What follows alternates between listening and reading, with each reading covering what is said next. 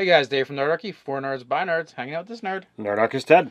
And we're delving back into the Starfinder cool rulebook. This time we're talking races, Lashunta.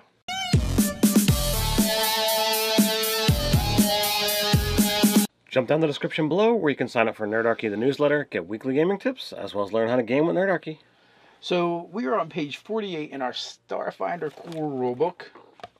And we're talking about the race Lashuntas. Lashuntas, yes.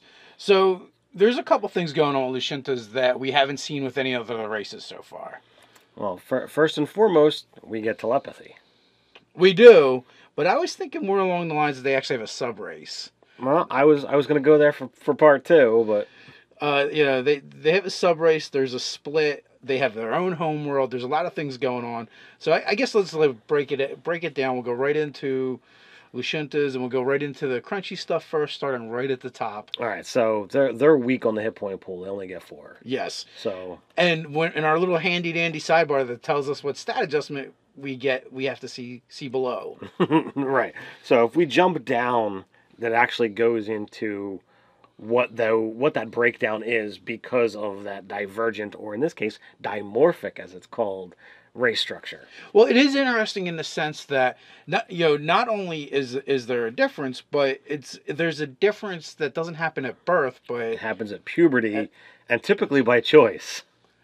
Aptitude. I think it's like by aptitude because they have a meritocracy. Well, they this is more in the actual role playing of it, but some parts of the culture actually favor the choice. Some parts of the culture, try to actually encourage whatever is going to actually best suit you, not what you want. Right, and then there's kind of like, what are the needs of the society right now? Right. So it goes all over the place. But that being said, they all get a +2 to charisma. They're likable, darn it. I was thinking hot, sexy aliens, but likable works too.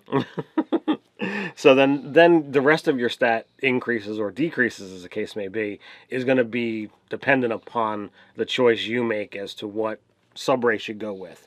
So if you go with a Karasha, they're muscular and shorter, so you're going to get a +2 to strength, but they're also brash and unobservant, so you're going to get a -2 to wisdom. Then you have the Demaya. I don't know how you would say that. But either way, these are the smarty pantses of the dimorphics, and they get a +2 to intelligence, but they're a little bit more frail, so they get a -2 to constitution. So these are the ones that they're taller, they're leaner. I think these are the ones that fit that more hot, sexy alien look you might be looking for. Hey, it depends what you're into. If you're into beefcake, you're gonna like the Karasha, man. Hey, to each their own. Then we have Lashunta magic, which isn't really magic at all. And it's more, I've got mind powers. So at will, you've got daze and psychokinetic hand, and then once a day you've got detect thoughts. So they got some mind powers. It's cool.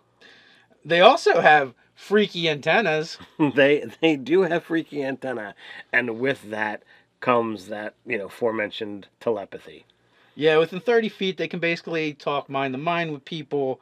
And, the odd thing, too, is when they talk about it, they're like, in the description, it's like they have these small antennae. But you look at the picture. And they look like a foot long. They look like a good 18 inches to me, if anything. And so that's not small to me. But it's okay. It's all good. They also have individual patterning on their faces, so that you each one is going to be different. I kind of say it's akin to like fingerprints. Fingerprints, or just like genetic makeup, or not face makeup isn't something you wear, but like structure. Yeah. But for pretty much, they're never going to be the same. Now the last thing is, I think that's pretty cool, is these guys are basically good at everything. So you pick 2 skills of your choice, and you're gonna get a bonus 2 to it. Yeah, like this is like that person in high school that just was perfect at everything, and you just hated them. Everyone hated them secretly, even though everyone liked them outwardly. That's the whole race. So now their telepathy actually comes in so much that, as easy it would be for you to hold multiple conversations with someone verbally, they can hold multiple conversations telepathically. So it's pretty cool. Yeah, well, if a bunch of people are yelling at you, you're probably not going to hear anything, whether you use your ears or telepathy, and that's the point that it came across to me.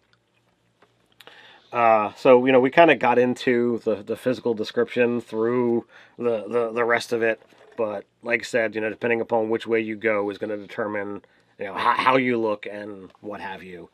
Do we want to get into why play a Lashunta, or do you want to go in the other stuff?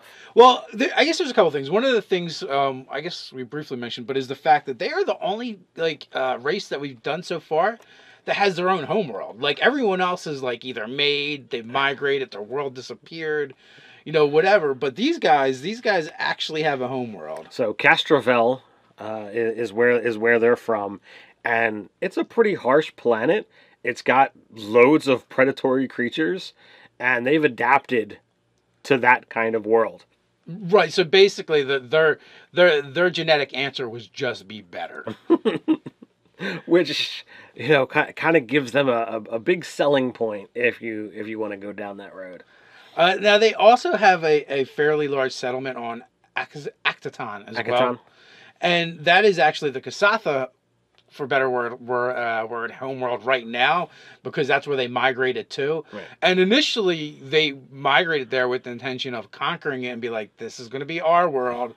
But because they waited so long to migrate, they got there and went, oh, there's already somebody else here. There's already people here, and and not only that, I suspect it's the Lashuntas that actually one of the main reasons why they didn't decide to go a military route with it because they're so capable. Right.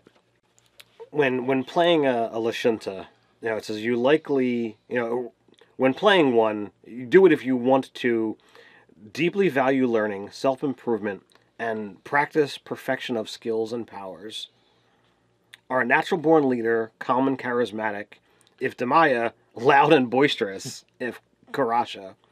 Sometimes find other races' reliance on audible language exasperating, or are a good judge of character and bond deeply with those worthy of your trust. So basically, like the Karashas, they're like bros, and the Demaya, they're like hot nerds. That's my takeaway. Wow. In a nutshell. You heard it here first, folks. Do you want to get into what the other races think? Well, for the most part, it's like I said earlier, right? Other races just feel like they're kind of they're above them, and that's how they feel, and they feel superior.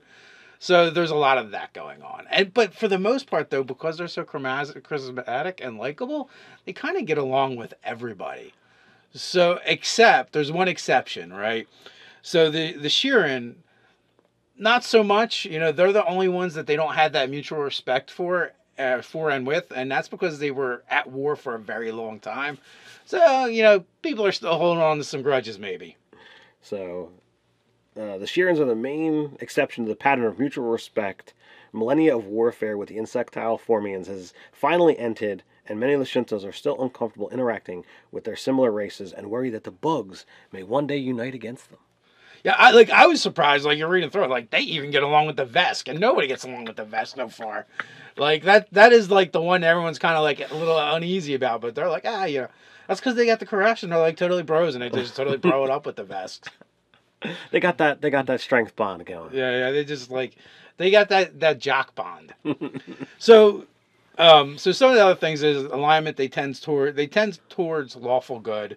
They believe in society. They are ultimately a good race, good species. Yeah, they care about self-improvement, honor, and communal defense.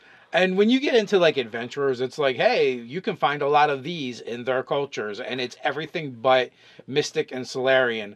That being said, they would still make an adequate mystic if you go with the Demaya. If you go with the Karasha, they would make fantastic Solarians because they're getting a +2 to strength and a +2 to charisma.